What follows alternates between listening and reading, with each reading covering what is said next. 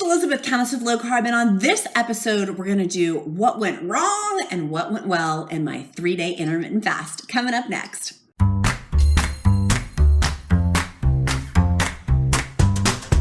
Hey guys, it's Elizabeth, Countess of Low Carb, and on this episode, I'm going to talk about what went wrong and what went well during my 3-day water fast.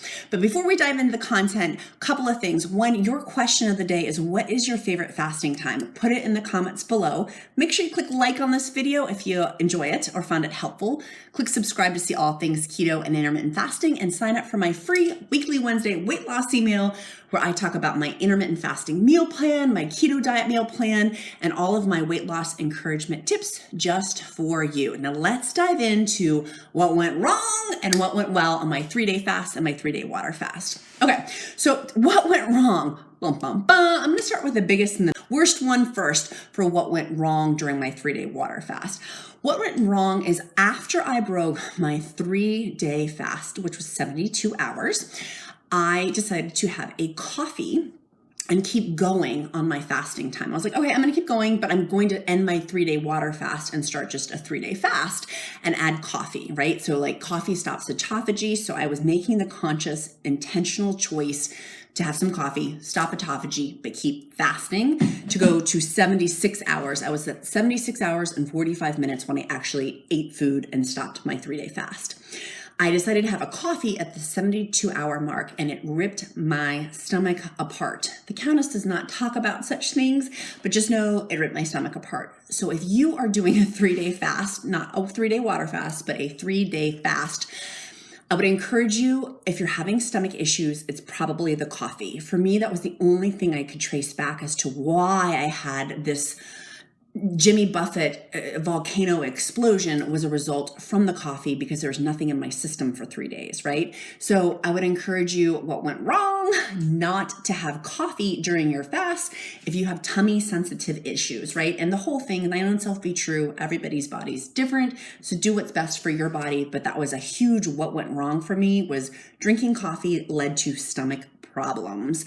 What went well, so the counterpoint of what went well on my 3-day fasting journey, my 3-day water fasting journey, was I did the longest fasting time I've ever done at 76 hours and 45 minutes. Woo! That went well because I had with me a couple of things to make it go well. I had my tools in my fasting tool belt, which was my Maldon salt. I will put that down below. I love Maldon salt. These little tins I had everywhere. My office, my pocketbook, my kitchen, they were everywhere. And I just would pop some of the flakes as I needed. And this is, by the way, is a 3-part series. Part 1 was how do I prep for a 3-day fast? That will be in the description link below. How did my actual 3-day fast go? You can see it. That's in the description link below. And this is the final one of what went wrong and what went well. So having my tools, my Maldon sea salt. I also had with me my Pique Tea. My Dr. Fung, Dr. Jason Fung, the daddy of intermittent fasting, created this tea with Pique Tea. They're the travel packets. I had these all prepped and ready to go. They do not stop autophagy. Green tea benefits during fasting and water fasting are ridiculous. They're really good. So I would encourage this. I loved it. I will also put that in the description link below. And finally, I had my SodaStream water prepped. So that went really well, as I had what I needed when I needed it. There were certain points of where I got hungry and I just needed to have something to make that stop. And having those 3 tools for my 3-day fast made for huge success, because it kept me going, and it kept me going so it wasn't painful. So then flipping back over to what went wrong during my 3-day fast was ending my fasting time was a disaster. I thought I had planned it well, because I started my 3-day fast on Sunday at 1 p.m. Not thinking about Wednesday ending. I thought it would end on Tuesday, and that's a 2-day fast, not a 3-day fast. Ending on Wednesday at 1 p.m. I had scheduled a ton of back-to-back business meetings, so there was no time to eat. I could have eaten, but I didn't want to eat in front of other people. I was kind of embarrassed. So I chose to keep going after that, and so I didn't eat until later. For my 3-day fast, it was either eat at 1 or eat at 8 p.m. After all of my events and all the things that I was doing. And so it made it complicated of ending my fasting time. The learning lesson in the future, I will make sure that I look on the front end of when I start, which was good, but it's the back end of when you end it to break the meal. And in Royal Court, my coaching group, it's $19 a month. The group, if you want it, you can get it in the description link below. We were talking about people who were also doing their 3-day fast. Another gal and I were communicating back and forth that had the same problem. Was like, I could end my fast at 8 or 9 o'clock at night, but that's horrible. Like having that food sit in my stomach overnight and eating that late and spiking my insulin, like it was way too late, right? Like just ending time, the logistic wise did not work well. I like to end my fast at 1, 2, 3 o'clock. That feels really good for my body to digest, and then I'll feel full later on in the evening as well. It just works really well for my schedule if I don't have back-to-back insane business meetings on my schedule.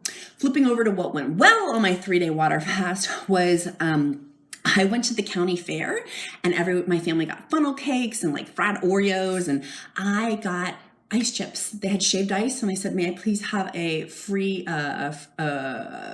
no sweetener, free of sweetener on my shaved ice? And they did, and it was awesome. And I felt so content walking around our fair with the ice chips. And actually surprising, like I felt really cool. So that was a pro, was that I made the best out of the situation. I didn't miss our family event at our local county fair that comes only once a year and that we talk about once a year, and that I was able to enjoy it too. So playing back over what went wrong during my 3-day fast was sleeping. I didn't plan well with sleep. I always tell people to make sure you have nap times and stuff like that. And I did, but my little boy who's 4 kept waking up at 5 a.m. and I did not do well waking up so early and not having adequate rest. So I would say the learning lesson is make sure you build in rest. If you have an enriched schedule like I do into your 3-day fast, make sure you account for some downtime, some resting time. If your body's going through the stressor of fasting, it's gonna need some rest time too. And I didn't really account for that super well with having my little boy change his sleeping schedule, which then changed my sleeping schedule. Anyone out there with little kids, amen to that?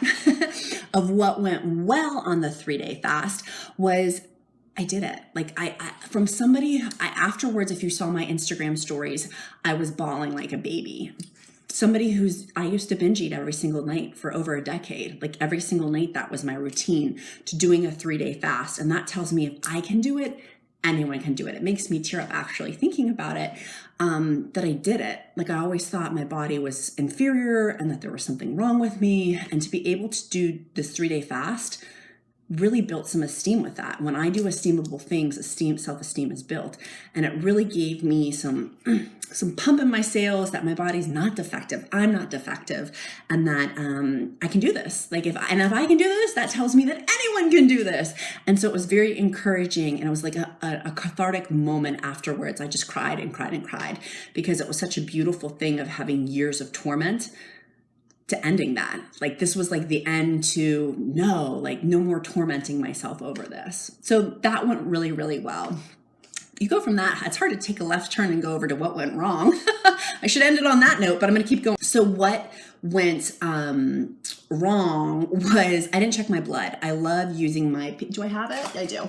My Keto Mojo. I will put this in the description link below. I didn't test my blood at all, which was really, I always test my blood. I just forgot. And then at the end of it, I was like, oh, I didn't test it, so I'm just not going to. And then I was in Washington, D.C., but I live in rural Virginia. And so at the end of my fast, and I really wanted to test it. So I wish I had tested my blood, and next time I will on my next 3-day fast, but I would strongly encourage you, do ketone blood testing and glucose testing. The Keto Mojo has both, which is nice. You just have 2 different strips. I will put this in the description link below. It was something I wish I had done and didn't do, but will do next time. So that's good.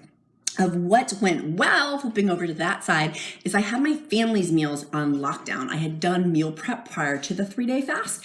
And so like I always do like fasting meal prep. I have a ton of other videos on that, but I had my family's food, so it was not triggering for me on Sunday night, Monday night, Tuesday night. I had all of their dinners figured out, so it didn't bother me. I'm like, here you go. Like it was all like freezer meals that they could just pop in our oven or other things, so my husband could take care of it, my husband could take care of it. I had set up the family's meals so it wasn't a trigger for me, which has previously happened for other that's previously happened. Another kick over to what went well that I was not anticipating. It was the first 1-day fast, the 24-hour fast, and 48-hour fast were more painful, so to speak, than the actual 3-day water fasting component. Is that I felt so good on the third day. There was no hunger pains. There was no none of that. It was literally 24-hour fast was the most painful part of this whole not even painful, but I wasn't expecting it to be it was the most challenging part of this 3-day fasting journey. So I wanted to share that for people who have only done 24-hour fasts, is that it's way more work to do those than I found than it to actually do the 3-day fasting component. That was what went well, was that the 3-day fast part was way more easy than the actual 24 and 48-hour days for fasting. So another prep of what went wrong another add to what went well during my 3-day water fasting, and if you saw in part 2 of the actual day in the life of 3-day fasting, was my arm. And I can't show you easily on the camera.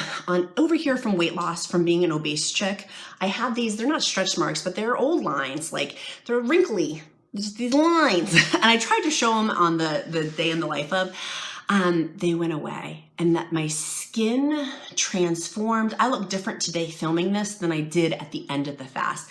My skin was glowing. My arm, these wrinkles that had been there, I was looking literally for microdermabrasion or for Botox to fill in these divot lines, were gone, completely gone. And they're still pretty much, they were beautiful. It was completely smooth. All my skin was tight, and I felt this wave of euphoria that people talk about with the human growth hormone. That was the most powerful thing of once you get past, I've done 24-hour fast, 48-hour fast, 1-day fast, 2-day fast, but getting to the 3-day fasting mark is when the human growth hormone kicks in, and I felt it. It's this wave of heat. One of my coaching clients had talked about that and gave me the heads up on it, because she does 5-day fasts so far, and is going to do a 7-day water fast. But gave me a heads up that was coming. And so I was noticing, checking in with my body, staying with my body, and I noticed it. I'm like, oh my gosh, this is the coolest thing. So I wanted to share that of what went well. If I did have the human growth hormone kick in, it did make my skin, literally this arm skin changed to which I've had for years. I've had these divot lines for years, and to have them be gone is so encouraging. And I know, because I've read about it and other people have told me, that the human growth hormone kicks in, the anti-aging, just the phenomena of the anti-aging component, it literally turned back the hands of time with skin. My skin was different. If you see in part 2, you can see my skin looks different than it does today, after having now broken the fast. That I'm excited about. I'm so excited about that. And I wanted to share that as another thing of the counter of what went well, the human growth hormone kicking in. That was some cool stuff. So what went well was I was not anticipating how many people in Royal Court, the coaching group I have on Instagram, on Facebook, on social media in general, were collectively doing the fasting challenge with me. It was so much fun. That was one of the surprising things, was how many people did it with me. So next time, make sure we're friends on social so you can join in these fasting challenges that I issue. That was one of the coolest things. You know who you are if you're watching this video, that you were encouraging me, I was encouraging you. It was a win-win, iron sharpens iron. And I'm so excited in Royal Court, my weight loss coaching group, that encouragement can continue, but on a more private basis too, where people can interact privately with it. What went wrong, and this was my final what went wrong thing, was my ending meal. Normally is keto diets. I ended it with Indian food, which I really, really wanted, but here's how it ended. So I ended my fast because I had pushed it past 72 hours. I wasn't well equipped. I had a coffee that made my stomach really, really hurt badly and do some not so cool things. And I started to shake. Literally, I'm at puppy yoga and I'm starting to shake because we coordinate the fundraiser for, I own 7 businesses for my other business. And I'm the head coordinator there, and I'm literally shaking. And I realized I need to eat fast. And the only thing that was close by, I was near Washington, D.C. area, that I felt comfortable having was Indian food delivered by Uber Eats or one of those delivery systems. And so I knew I could get it quickly, fast, soon. It was right next door. I couldn't leave the vicinity, but I could have it delivered to me. Again, that was poor planning on my part, 100%. But I had Indian food. That was not a good choice to finish. I love Indian food. It was not a good choice to finish my 3-day fast with because it led to more stomach issues. And so Dr. Fung talks about it, ending the meal with, ending your fast with like a cup of raw vegetables or a small salad, and then waiting 30 minutes to ease into eating to prevent digestion issues. Because I started to shake, I ate the Indian food. It was a disaster. Like it was just, I share this with humility and honesty and authenticity so as to prevent someone else from having the same disaster as I did. That it for sure spiked my insulin because there's more sugar in the sauces and stuff like that. And it made my stomach really, really hurt badly. Like it made it worse. And I didn't have the breaker of the vegetables or a small salad because the Indian restaurant didn't offer it. And I was not in a place, it was out of my control to go somewhere else to get it. Could I have continued? Probably, but I encourage people, if you start feeling dizzy, get the shakes like I did. It's not a mental thing. It becomes a physical thing to immediately stop. That then becomes a medical thing and it's not worth it. So I knew it wasn't, that's what I tell people, like that's what I preach is, and so I knew I needed, like I was shaking and that I wasn't mentally thinking well. I had had the stomach issues. It was time, I did a great job and it was time to end the marathon, but I wish I had had it the proper way of having the raw vegetables or a salad and then a high keto, high fat meal with like a steak, a ribeye, and having high fat, moderate protein, low carb, a ketogenic diet meal. So intermittent fasting with keto, and like this is an intermittent fast, but doing fasting with keto, I like having keto meals after I fast because it doesn't spike the insulin as much as like an Indian dish that I had. It was not the best choice. I just needed to eat quickly. And that was a great learning lesson for me too, of even though these things went wrong, some of them horribly wrong, I learned a lot. Like I learned a lot. And I'm so excited. In 2 more days, I'm going to be doing another 3-day fast and I'm going to see how long I go. So you'll have to come back and check in to see how that goes. But if you found this video helpful, make sure you smash the like button. Put in the comments below, what's your favorite fasting time? That's your question of the day. Make sure you click subscribe and sign up for my free weekly Wednesday weight loss email, all things keto, all things intermittent fasting. Make it a powerful day. Bye guys.